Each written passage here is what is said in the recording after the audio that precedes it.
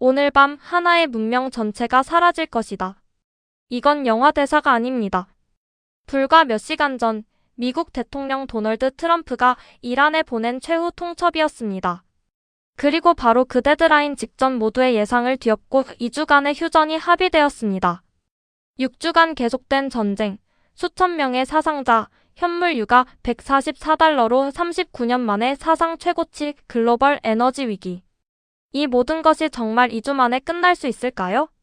오늘 영상에서는 이 휴전의 이면에 숨겨진 5가지 핵심 관전 포인트를 전략가의 시각으로 파헤쳐 보겠습니다. 먼저 지금 상황을 정리하겠습니다.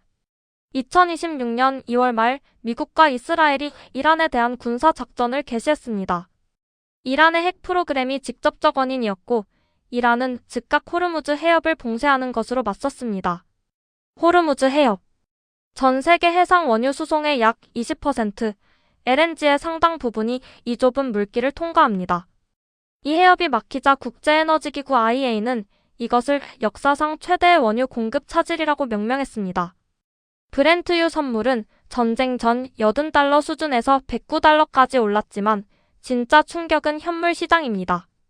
실제 원유 거래 가격인 데이티드 브렌트는 무려 144달러를 돌파하며 1987년 통계 집계 이래 사상 최고치를 기록했습니다. 선물과 현물 사이의 35달러 괴리는 그 자체로 공급 패닉의 증거입니다.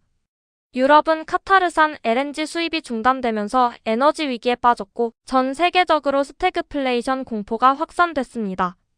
6주간의 전쟁이 계속되는 동안 파키스탄이 중재에 나섰습니다.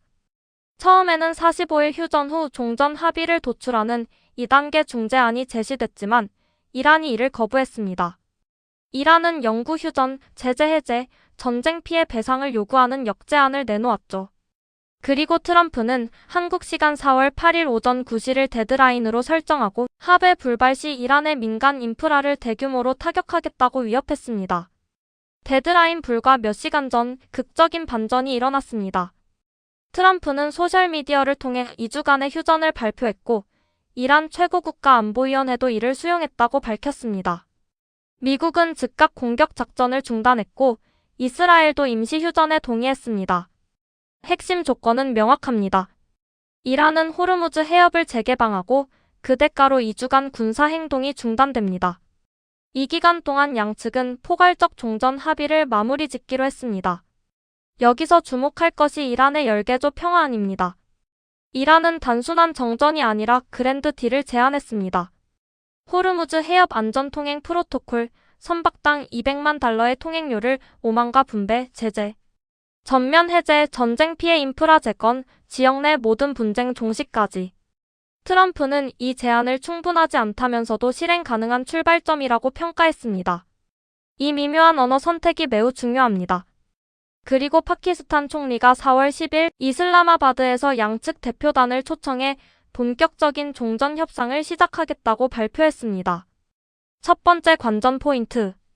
호르무즈 해협이 진짜 열리느냐? 합의문에는 이란이 해협을 재개방한다고 되어 있습니다. 하지만 핵심은 얼마나 빨리, 얼마나 완전하게 열리느냐입니다. 이란이 제안한 선박당 200만 달러 통행료 모델은 매우 영리한 전략입니다.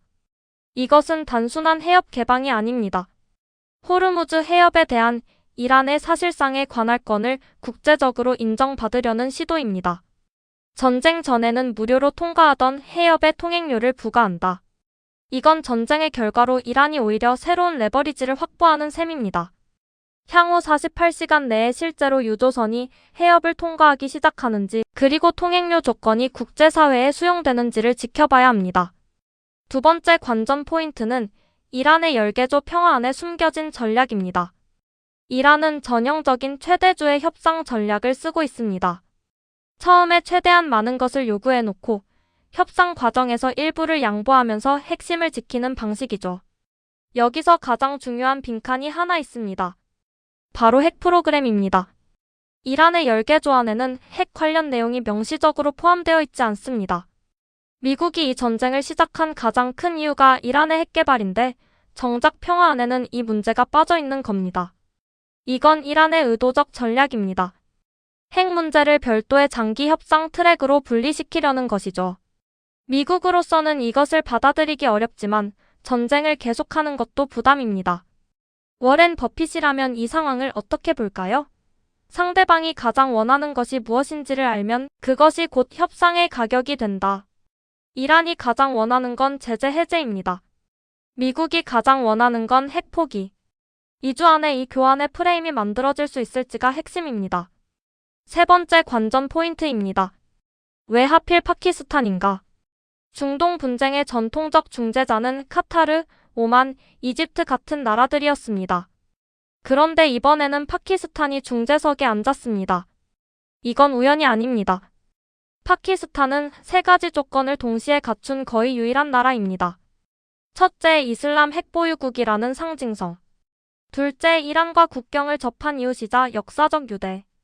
셋째, 미국과의 동맹 관계. 더 넓게 보면 이것은 중동 문제 해결에서 남아시아의 역할이 부상하는 신호입니다. 4월 10일 이슬라마바드 회담에서 파키스탄이 실질적인 중재력을 보여줄 수 있다면 이것은 파키스탄의 지정학적 위상을 한 단계 끌어올리는 계기가 됩니다. 스탠리 드러큰밀러의 말처럼 큰 변화는 항상 예상치 못한 곳에서 온다. 파키스탄의 부상은 바로 그런 예상 밖의 변수입니다. 네 번째 관전 포인트. 돈의 움직임을 봐야 합니다. 시장은 정치인보다 솔직합니다. 그리고 지금 시장은 이렇게 말하고 있습니다. 안도하지만 아직 안심하지는 않는다. S&P 500은 지난주에 3.4% 반등했습니다. 기관 투자자들이 리스크온 모드로 전환했다는 뜻이죠. 하지만 유가를 보면 이야기가 다릅니다. 브렌트 선물은 $109, WTI는 11만 2,115달러 선입니다. 전쟁 전 $80 대비 여전히 40% 가까이 높은 수준이에요. 바클레이즈 애널리스트들은 변동성이 억제되어 있다고 분석했는데 이건 좋은 신호일 수도 나쁜 신호일 수도 있습니다. 시장이 휴전을 이미 반영했다면 만약 2주 후 협상이 결렬될 경우 하락폭은 훨씬 클 수 있습니다. 그런데 여기서 정말 무서운 수치가 있습니다. 선물은 $109인데 실제 원유 거래 가격인 데이티드 브렌트는 $144를 찍었습니다. 이 $35 차이가 의미하는 건 실물 시장에서는 이미 패닉 바잉이 일어나고 있다는 겁니다. 옥스퍼드 이코노믹스는 유가가 배럴당 $140를 2개월간 유지할 경우 글로벌 경기 침체에 진입한다고 경고했는데 현물 시장에서는 이미 그 선을 넘었습니다. 투자자로서 이 시점에서 봐야 할 것은 명확합니다. 호르무즈 해협 재개방 여부에 따라 에너지주, 운송주, 그리고 방산주의 향방이 결정됩니다. 마지막 관전 포인트. 트럼프의 딜레마입니다. 오늘 밤 하나의 문명이 사라질 것이다 라고 위협한 사람이 몇 시간 후에 휴전에 합의했습니다. 이것을 어떻게 해석해야 할까요? 두 가지 해석이 가능합니다.